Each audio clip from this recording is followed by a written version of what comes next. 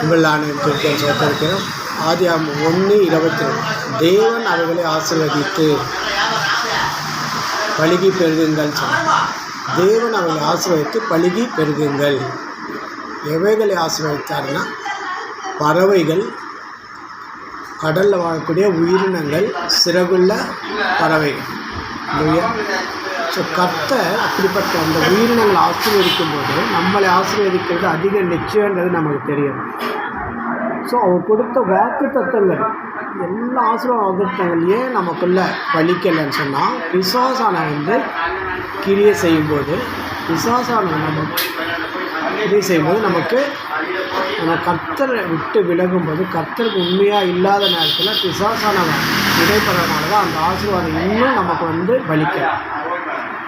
கர்த்தர் அவைகளை மேற்கொள்ளணும், கர்த்தர் இயேசு நாமத்தினாலே அந்த பிசாசை மேற்கொள்ளணும்னு சொல்லும்போது நமக்கு ஆசீர்வாதத்தின் தடைகள் நீக்கப்படும்.